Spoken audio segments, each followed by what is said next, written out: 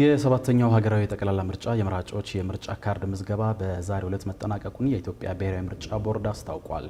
የኢቢኤስ ቴሌቪዥን የአዲስ ነገር የዜና ክፍል ባልደረቦችም ወደ ተለያዩ የምርጫ ጣቢያዎች አካባቢ በመዘዋወር የምርጫ ካርድ የመውሰጃ የመጨረሻ ቀንን ምልከታ በማድረግ መራጮችን አነጋግረው ተከታዩን ጥንቅር አዘጋጅተዋል። ተከታትለን እንመለስ።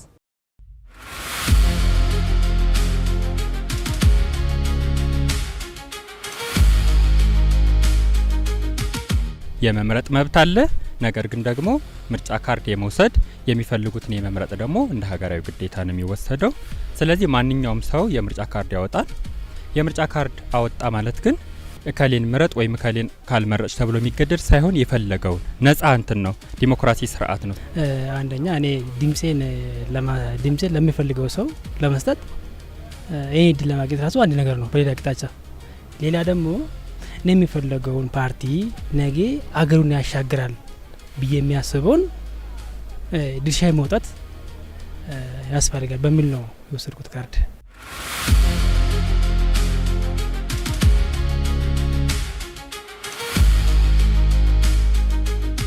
አሁን የምታየው ነገሮች አሉ በውስጥም በውጭም። እነዛ ነገሮች የሚስተካከሉ ደግሞ በምርጫ ነው። ስለዚህ ጦር መሳሪያ የሚያነሳውም ሀሳብ የሚያነሳውም ሊያግባባውም ወደ አንድ ሊያመጣ የሚችለውም በምርጫ አሸንፎ አገር ማስተዳደር የሚችል ስርዓት ይዘረጋል ብዬ ተስፋ አረጋለሁ። ተስፋችን ብዙ ነው። ፓርቲዎች ራሳቸው ይዘው የመጡትን ፕሮግራም እንመረጥበታለን ያሉትን ያዘጋጁትን ነገር እየቀሰቀሱ ነው፣ ምረጡን እያሉ ነው።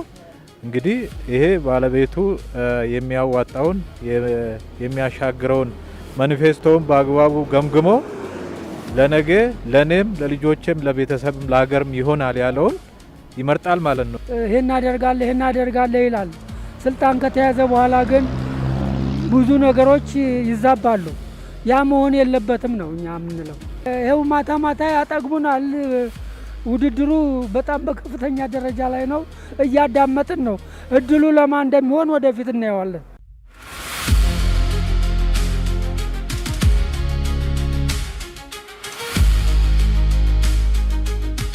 ያቀረቡት ሀሳብ አለ፣ ያቀረቡት አይዲዮሎጂ አለ፣ የሚሸጡት ሀሳብ አለ።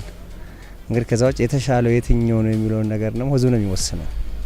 የስልጣን ባለቤት ህዝብ ነው፣ ውል የሚሰጠው ህዝብ ነው። የተመረጠው አካል ደግሞ ከተመረጠ ለ5 ዓመት ውል ከወሰደ በስርዓት ኢትዮጵያን ህዝብ የማስተዳደር ኃላፊነት ይጣልበታል። በነገራችን ላይ የሚናገሩትን በእውነት እንትን ካሉት ከትክክለኛ ከዲሞክራሲ ስርዓት ከተወዳዳሪ ወይም ከተፎካካሪ ፓርቲዎች የሚጠበቅ ኮምፒቲሽን ነው ያለው። ነገር ግን እነዚህ ተፎካካሪ ፓርቲዎች ሁሉንም በአጽንኦት እንዳንድ ዜጋ የምናገረው የሚናገሩትን ተግባር ላይ ማዋል አለባቸው። በነገራችን ላይ አገር ቀልድ አይደለችም። እኔ በቲቪም ይከተላለሁ ብዙ ጊዜ። አሁን ብዙም ተፎካካሪ ፓርቲዎች የተለያየ ሚዲያ ላይ ይቀርባሉ፣ እነሱም ይከተላለሁ። ሀሳባቸው ምንድነው? በቃ የተለያየ ፓርቲዎች አሉ፣ እነሱንም ባላንስ እያረኩ ነው እንዳንድ ሰው። ያው በአጠቃላይ እንግዲህ አገርን ሰላም ማድረጉ ላይ የበለጠ ሰላም ሰው ወጥቶ መግባት የሚችልበት እሱ ላይ ወደፊት ያው የሚመረጠው መንግስት ይህንኑ ህዝብን በማስተዳደሩ ላይ ትኩረት አድርጎ የኑሮ ውድነትን በማርገቡ ላይ ትኩረት አድርጎ የህዝብ እኩልነትን ትኩረት አድርጎ የሚያስተዳድር መንግስት እንዲሆን ነው ምኞቴ። በሰላሙ ደረጃ በአግባቡ መሰራት አለበት። በኢኮኖሚ መሰራት አለበት። ህዝቡም በአግባቡ አነሳስቶ ከራሱ ጋር አዋህዶ በሰጣው ማኒፌስቶ ልክ በዛ ልክ ሆኖ ሰርቶ ህዝቡን ከራሱ ጋር አሰልፎ አገሪቷን ወደፊት መውሰድ መቻል አለበት ማለት ነው።